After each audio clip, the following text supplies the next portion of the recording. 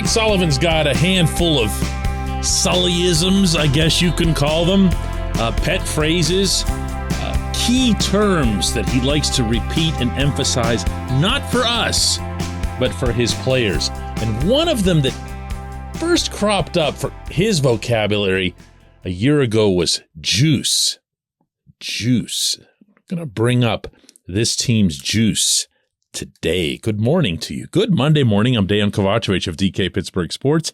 This is Daily Shot of Penguins. It comes your way bright and early every weekday if you're into football and or baseball. I also offer daily shots of Steelers and Pirates where you found this. The Penguins have won both of their season's first two games by 6-2 counts, beating the Coyotes last Thursday and then the Lightning Saturday. And I got to tell you, in covering this team to date, mindful that it's all very early, there's some juice going on with this group.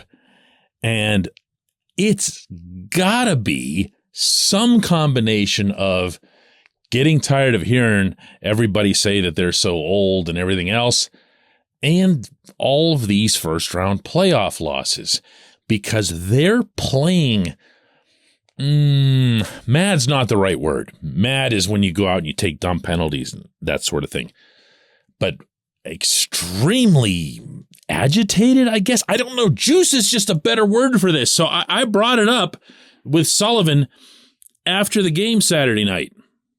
Well, I think so. You know, they're a proud group, and they have an appetite to win. And I think, you know, to a man, the core group of players that has been here, they're just hungry to win. They're hungry to win. Now, first off, I love the fact that he didn't balk for a second at my bringing up his use of the word juice. Like, he didn't say, "What are you talking about? I don't do that." But I love so much more that he began his answer with 3 words. I think so. Yeah, of course he does. He wants that. He wants there to be some kind of chip, some kind of broader drive, a challenge to put forth in front of guys, a lot of whom have already accomplished an awful lot. That isn't always easy. Think about the number of players on this roster who've won a Stanley Cup. Not just the ones that you know of who won it in Pittsburgh. Jeff Carter's won cups. Jan Rutta, who just got here from the Lightning, won a couple. Jeff Petrie recently was in a final with Montreal.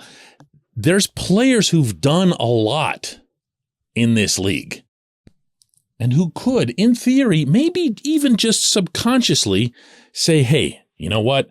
I had my fun. I've got a couple more years, 2, 3, 4 more years, whatever it is left in the league. I'm going to not, again, this isn't conscious. This isn't accusing anybody of anything. I'm throwing out a hypothetical here. But they could just kind of coast. They could just be, yeah, you know, I mean, this doesn't seem very likely, so I'm not exactly going to skate through a wall for this.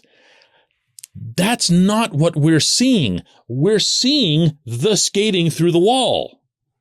This portion of Daily Shot of Penguins is brought to you by the good people at the Greater Pittsburgh Community Food Bank, where they're committed to providing food for all of our neighbors in need across Western Pennsylvania.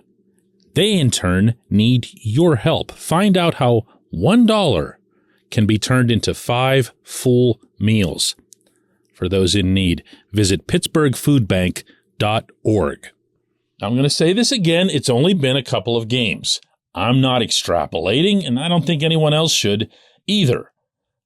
However, something's already been planted. That's the seed. We'll see how it grows. So far, I guess it's at least popped out of the ground, right? It's a good hockey team. I was telling you that before the first puck dropped. In just this kind of tone, too. You know, calm, rational, reasoned, whatever. Not in a hyperbolic way, not in a way that I'd need to hype them up for whatever reason. But just in the sense that looking at the roster, ice cold, there's enough there that they can contend.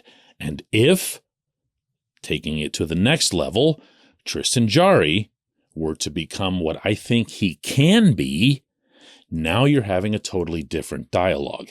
Laying that all on one individual might seem unfair, but hey, so be it. He was the one who chose to play goal.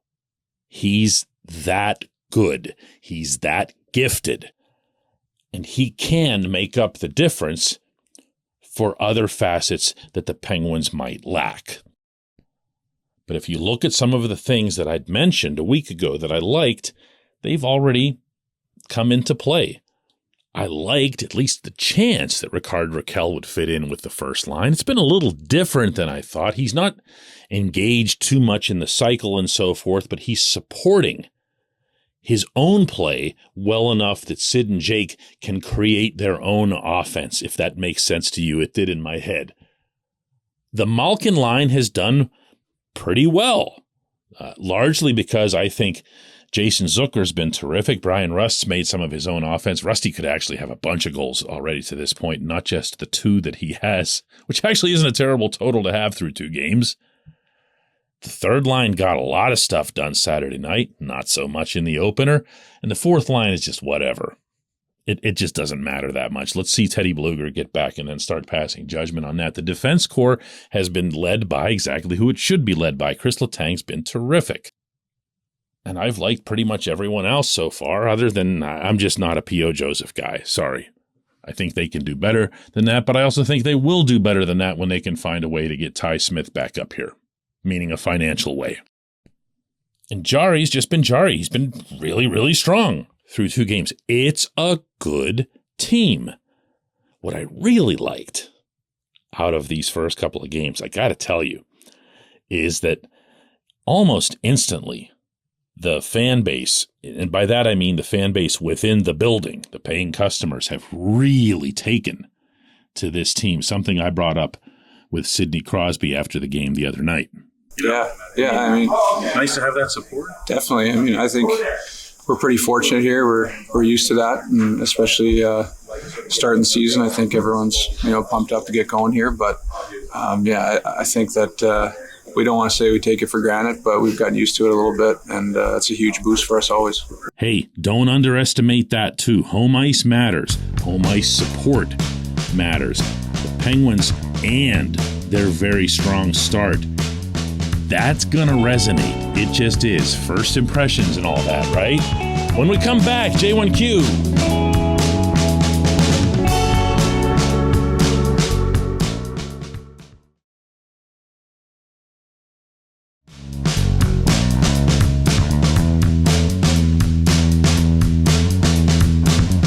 Today's J1Q comes from Jim, who asks, DK, the Penguins' fourth line costs $5.8 million. This is what happens when you don't play young kids.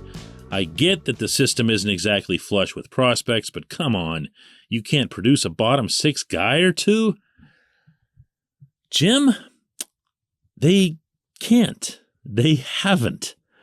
At least not to the extent that they'd feel comfortable playing them at the NHL level and maintaining bona fide contender status. You're implying with the way you open that question that the salaries of the players is what's keeping the Wilkes-Barre kids down. And I'm sure it's a factor after the fact. And what I mean by that is, let's say Valtteri Puustinen was to go on some kind of great scoring spree or whatever, or that Sam Poulin becomes this multifaceted forward who can check and score and everything else. And then you look at your salary cap and you go, wow, we don't have any way at all that we can accommodate them. If my memory is correct, the Penguins they entered the season at $83,000 under the cap. I'm here to tell you $83,000 buys you 1/7 of an NHL player. So you're not going to pull that off. Even if Sam decides he wants to play for free, you still got to clear it with the labor agreement. But to me, the more pressing issue is the one that you mentioned, which is that they went through the summer not having all that much cause to believe in any of these prospects. So while they claimed to have been open-minded at training camp, and I'm sure that if someone actually had knocked them out in training camp, they could have adjusted. But that didn't happen. Case in point, who was the guy that I was pushing for more than anyone else, at least early on, was Drew O'Connor. Big body, good on the forecheck, has some hands, has some significant pedigree. Well, guess what? He came to camp and did next to nothing. And so far, in the AHL, he's done next to nothing. Now, are we going to blame Mike Sullivan for quote-unquote not playing the kids? Not with this example. No way. Now, I don't like spending the way the Penguins have spent, not just on their fourth line, but on their third line. 2 years of $3 million and change to Kasperi Kapanen. Why? He's a third line winger. And that's part of what makes me feel like this team's best chance at a sixth Stanley Cup and a fourth for this core will come whenever this phase passes, whenever there are prospects who can come up and make a difference and be a lot less onerous on their cap hits.